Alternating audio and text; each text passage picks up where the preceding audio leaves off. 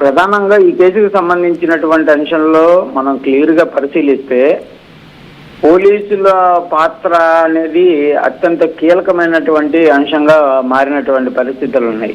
అసలు ఈ కేసు ఆత్మహత్య నుంచి హత్యకి జరిగిందనడానికి బయటికి రావటమే వాటాల పంపిణీలో వచ్చినటువంటి విభేదాలు అనే విధంగా మనకి ఇంటర్నల్ గా సమాచారం వస్తుంది. పోలీసుల మధ్య జరిగినటువంటి ఈ వివాదం నేపథ్యంలోనే కొందరు పోలీసులు ఈ అంశానికి సంబంధించిన వాటి డీటెయిల్స్ ని ఎస్పీ కార్యాలయం వరకు తీసుకువెళ్లారు. దాంతో విచారణకు ఆదేశించడంతో పూర్తి స్థాయిలో విచారణ అనేది బయటికి రావడం, తర్వాత పోస్ట్ మార్టం రిపోర్ట్ను పరిశీలించడం, ఇవన్నీ కూడా వరుసగా జరిగాయి. దానివల్లే చౌడమ్మ ఎవరైతే ఉందో ఆ మహిళ ఆత్మహత్య కాదు హత్య చేశారనేది నిర్ధారణ అయినటువంటి పరిస్థితులు ఉన్నాయంటే పోలీస్ డిపార్ట్మెంట్ లో ఎలాంటి సిచ్యువేషన్ ఉందనేది చూడాల్సినటువంటి పరిస్థితి ఉంది. ఒక రక్షణ కోసం వెళ్ళేటటువంటి పరిస్థితి లేదు, లేకపోతే కనీసం వాళ్ళు మేజర్లు అని చెప్పినా కూడా బలవంతంగా వాళ్ళు ఉన్నటువంటి ఒక ఏరియా నుంచి బలవంతంగా తీసుకువెళ్ళటం, ఒక పక్క ప్రణాళికగా తల్లిదండ్రులు ఏవైతే ఒక ప్లాన్ ఇంప్లిమెంటేషన్ చేయాలనే విధంగా చెప్పారో దానినే పోలీస్ స్టేషన్ లో ఇంప్లిమెంటేషన్ చేశారు. అటు ఇరు వర్గాలను కూర్చోబెట్టి ఇలా గొడవలు పడి ఇలా పారిపోయి పెళ్లి చేసుకోవాల్సినటువంటి అవసరం ఏముంది? తల్లిదండ్రులు ఒప్పుకుంటారు, కంపల్సరీగా మేము ఆధ్వర్యంలో పెళ్లి చేస్తాము, అలా జరగకపోతే మా దగ్గరికి రండి అనే విధంగా నమ్మించి ఇటు చౌడమ్మని నాగరాజుని ఇద్దరిని ఒప్పించి పంపించేటటువంటి ప్రయత్నం పోలీసులు చేశారు. దాంతో చౌడమ్మ కూడా పోలీసులు అంత గట్టిగా చెప్తున్నారు, కంపల్సరిగా మా ఫాదర్ ఒప్పుకుంటే అన్ని రకాలుగా అఫీషియల్ గా పెళ్లి జరుగుతుంది కాబట్టి ఎలాంటి ఇబ్బంది ఉండదు అనేటటువంటి ఒకే ఒక ఆశతో తాను ఇంటికి వెళ్ళటం ఆ అమ్మాయి చేసినటువంటి అతిపెద్ద తప్పిదం అనే విధంగా కూడా మనకు తెలుస్తున్నటువంటి పరిస్థితులు ఉన్నాయి. దాంతోనే అమ్మాయి ఇప్పుడు విగత జీవిగా మారిపోయినటువంటి పరిస్థితులు కనిపిస్తున్నాయి. మొత్తంగా ఈ కేసుకు సంబంధించినటువంటి అంశంలో పోలీసులు తల్లిదండ్రులు ఎంత పాశవికంగా ప్రవర్తించారనేది తెలుస్తున్నటువంటి పరిస్థితి ఉంది. వాళ్ళు నిజంగా వెళ్ళిపోయారు, పెళ్లి చేసుకున్నారు, వాళ్ళ జీవితం వాళ్ళు ఏదన్నా చూసుకునేటటువంటి పరిస్థితులు ఉండేవి. ఒకటి ఆర్థిక అంటే ఇక్కడ కులం కూడా లేదు, కులం కూడా ఇద్దరు కూడా ఒకటే కులానికి సంబంధించినటువంటి వాళ్ళైనటువంటి నేపథ్యంలో ఆర్థికంగా వెసులుబాటు అబ్బాయికి లేదు అనేటటువంటి ఒకే ఒక అంశంతోనే తండ్రి ఇంత ఘాతుకానికి పాల్పడ్డాడు అనే విధంగా తెలిసింది. దాంతోపాటు స్థానికంగా మనం అనేక మందితో మాట్లాడితే ఈ అమ్మాయిని చంపేయడానికైనా సిద్ధంగా కానీ వాళ్ళతో పంపించేటటువంటి పరిస్థితి లేదు. అంటే ఒక ఈగో ఫీలింగ్ తోనే కొన్ని లక్షల రూపాయలు పోలీసులకు ఇస్తామని ఆశ చూపడం, పోలీసులు ఉద్యోగానికి సెలవులు పెట్టి మరి వెళ్ళి వాళ్ళు ఎక్కడున్నారు ఏంటి అనేది ఎంక్వైరీ చేసి తీసుకొని వచ్చినటువంటి పరిస్థితులు ఉన్నాయి. దీంతో మొత్తంగా ఈ కేసుకు సంబంధించిన దానిపైన ప్రస్తుతం అయితే పల్నాడు జిల్లా ఎస్పీ కృష్ణారావు సీరియస్ గానే దీనిపైన ముందుకు వెళ్తున్నటువంటి పరిస్థితులు ఉన్నాయి. దీంతోనే నిన్న జరిగినటువంటి ఇంటర్నల్ మీటింగ్ లో సీఏ డబ్బులు తీసుకున్నటువంటి పరిస్థితి నిజమని తేలడంతో ప్రస్తుతం వెంకటరమణాన్ని సస్పెండ్ చేస్తూ కూడా పల్నాడు జిల్లా ఎస్పీ కీలకంగా కొద్దిసేపటి క్రితం ఆదేశాలు ఇవ్వడం జరిగింది. మరి ఇందులో ఇంకా మరికొంతమంది కానిస్టేబుల్ ఎవరైతే అక్కడికి వెళ్ళి వాళ్ళని తీసుకొని వచ్చినటువంటి పరిస్థితి ఉందో వాళ్ళు ఎవరు ఏంటి అనే కోణంలో కూడా ప్రస్తుతం అయితే దర్యాప్తు జరుగుతుంది. ఇంకా ఎవరన్నా ఇన్వాల్వ్ అయినటువంటి పరిస్థితి ఉందా, అసలు ఈ వాటాలు అంటే వెంకటరమణ బహుశా విచారించే ఉంటారు. వెంకటరమణ విచారణ జరిగిందా? వెంకటరమణ ఇంకెవరైనా పేర్లు చెప్పుకొచ్చాడా? కింది స్థాయి అధికారులు ఉన్నారనో లేకపోతే ఈ 11 లక్షల్లో ఇంకా కొంతమందికి వాటాలు ఉన్నాయనో?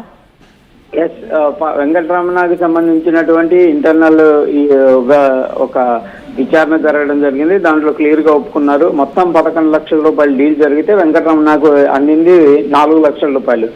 మిగిలినటువంటి డబ్బులు పంపిణీ జరిగాయనే విధంగా పోలీస్ డిపార్ట్మెంట్ లో ఒక చర్చ నడుస్తుంది. అది ఎవరెవరికి వెళ్ళాయి, ఏ స్థాయి అధికారులకు వెళ్ళాయి అనేది కూడా బయటికి రావాల్సినటువంటి పరిస్థితులు అయితే ఉన్నాయి. ఇదంతా కూడా అంటే ఒక స్టేషన్లో ఉన్నటువంటి వాళ్ళందరూ కూడా ఒక కేసుకు సంబంధించిన దాంట్లో ప్రాణ రక్షణ కల్పించాల్సినటువంటి అంశంలో ప్రాణాలు పోయే పరిస్థితి వరకు తీసుకొచ్చారు. అంటే ఇది మనం డైరెక్ట్ గా పోలీసులు ఇప్పటికైనా నాగరాజు అందుబాటులోకి వచ్చాడా? నాగరాజు పోలీసుల విచారణకు హాజరయ్యాడా? తను ఏం జరిగింది పోలీస్ స్టేషన్ లో, ఎక్కడ దొరికారు వాళ్ళు, పెళ్లి చేసుకున్న తర్వాత వెంకటరమణ వారిని ఎక్కడ అదుపులోకి తీసుకున్నాడు, బలవంతంగా కుటుంబానికి అప్పగించాడా, నాగరాజుపై ఏమైనా దాడి జరిగిందా, ఈ విషయాలు ఎక్కడ నాగరాజు చెప్తున్నాడు? అసలు నాగరాజు బయటకు వచ్చాడా? అయితే 2 రోజుల క్రితం నాగరాజుని తన తండ్రిని పల్నాడు జిల్లా ఎస్పీ కార్యాలయానికి పిలిపించారు. పూర్తి స్థాయిలో విచారణ చేపట్టడం జరిగింది. అసలు ఆ రోజు ఎక్కడికి వెళ్ళారు, ఏం జరిగింది అనేది ఈ కేసుకి సంబంధించిన డీటెయిల్స్ అయితే పోలీసులు తీసుకున్నారు. అయితే ఇక్కడ రెండు అంశాలు. మొట్టమొదటిగా చౌడమ్మ, నాగరాజు అనేటటువంటి వాళ్ళు తల్లిదండ్రులతో చెప్పేటటువంటి ప్రయత్నం చేస్తే వాళ్ళు ఒప్పుకోలేదనే విధంగా తెలుస్తుంది. ఇటు నాగరాజుకి సంబంధించిన కుటుంబ సభ్యులు ఒప్పుకున్నప్పటికీ చౌడమ్మ కుటుంబ సభ్యులు ఒప్పుకోలేదు. దీంతో వీళ్ళిద్దరూ వెళ్ళిపోయి పెళ్లి చేసుకోవాలి, మనం మేజర్లో మన జీవితం మనం సాధించాలనే విధంగా ఒక నిర్ణయం తీసుకున్నారు. వాళ్ళకి సంబంధించినటువంటి ఒక స్నేహితులు పెద్ద తురకపాలెంలో ఉండటంతో అతన్ని ఆశ్రయించారు. వాళ్ళు అక్కడ పెళ్లి చేసుకొని అక్కడే ఉన్నారు. అయితే దీంతో ఈ అమ్మాయి వెళ్ళిపోయినటువంటి అంశాన్ని గ్రహించిన తల్లిదండ్రులు, ఎవరైతే చౌడమ్మ తల్లిదండ్రులు, ఒక పోలీసులను ఆశ్రయించడం జరిగింది. పోలీసులు డైరెక్ట్ గా ఈ కేసుకు సంబంధించిన దాంట్లో ఇన్వాల్వ్ అయితే వాళ్ళు వచ్చేటటువంటి పరిస్థితి ఉండదంటూ కూడా నిర్ధారణ చేసుకోవటం, అంటూ వాళ్ళు పోలీసులతో ఒక డీల్ కుదుర్చుకున్నారు. ఎవరైతే ప్రస్తుతం వెంకటరమణ అనేటటువంటి సీఏ ఉన్నాడో అతనితో వాళ్ళు ఇంటర్నల్ గా మాట్లాడుకోవటం, మా అమ్మాయిని మాకు తెచ్చిస్తే మీకు డబ్బులు ఇస్తామని చెప్పడం, వాళ్ళు ఆ డబ్బులకు సంబంధించిన దానిపైన ముందుకు వెళ్ళినటువంటి పరిస్థితులు ఉన్నట్లు కూడా మనకు తెలుస్తుంది. దీంతోనే అతను ఇంటర్నల్ గా తనకున్నటువంటి పోలీస్ డిపార్ట్మెంట్ లో ఉన్నటువంటి పరిచయాలు కానీ, లేకపోతే స్థానికంగా ఉన్నటువంటి పట్టు నేపథ్యంలోనే అతను అనేక ప్రాంతాల్లో ఎంక్వైరీ చేయించడం, పెద్ద తోరకపాలెంలో వీళ్ళు ఉన్నారనే విధంగా చేయటం, అక్కడికి వెళ్ళారు. అక్కడికి వెళ్ళినటువంటి నేపథ్యంలో నిన్న మనం కూడా అక్కడికి వెళ్ళడం జరిగింది. అయితే అక్కడ స్థానికులు చెప్పడం ఏంటంటే, వాళ్ళు మొదటగా వచ్చినప్పుడు నాగరాజు అనేటటువంటి వ్యక్తి పైన కేసు నమోదైందనే విధంగా పోలీసులు చెప్పినట్లు తెలుస్తుంది. అదే అంశాన్ని కూడా నాగరాజు ఎస్పీ కార్యాలయంలో కూడా చెప్పినట్టు తెలుస్తుంది. అంటే మా చౌడమ్మ వాళ్ళ ఇంట్లో చంద్రసీన్ అనేటటువంటి వ్యక్తికి సంబంధించి 10 లక్షల రూపాయలు దొంగతనం చేశారు అనే విధంగా మొదటగా ఆ కేసుని నీ మీద ఇన్వాల్వ్ చేస్తాం, అమ్మాయిని పంపించకపోతే అనే విధంగా బెదిరింపులకి పాల్పడటంతో నాగరాజు మీద దొంగతనం కేసు కూడా మోపాలని ప్రయత్నం చేశారు వెంకటరమణ.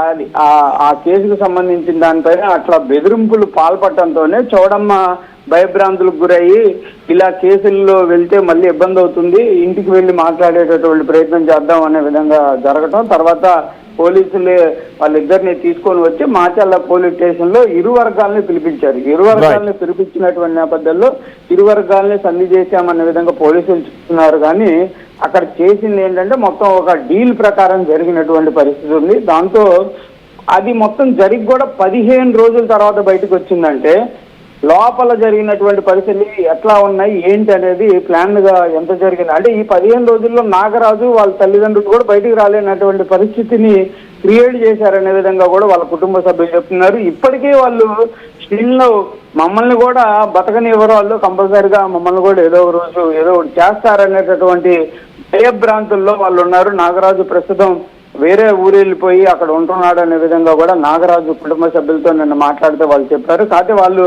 కనీసం మీడియా ముందుకు వచ్చి వాళ్ళు జరిగినటువంటి నష్టాన్ని కూడా చెప్పలేము, మేము చెప్తే తర్వాత మా పరిస్థితులు వేరుగా ఉంటాయనేది విధంగా చెప్తున్నట్టు పరిస్థితి ఉందంటే వాళ్ళని ఎంత భయభ్రాంతులకి గురి చేశారనేది క్లియర్ గా అర్థమవుతున్నటువంటి పరిస్థితులు కనిపిస్తున్నాయి.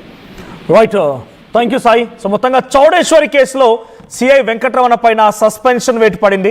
11 లక్షల రూపాయలకు డీల్ కుదుర్చుకొని చౌడేశ్వరిని తీసుకొచ్చి బలవంతంగా ఆ తండ్రికి అప్పగించాడు. చౌడేశ్వరిని ఆ తండ్రి చాలా దారుణంగా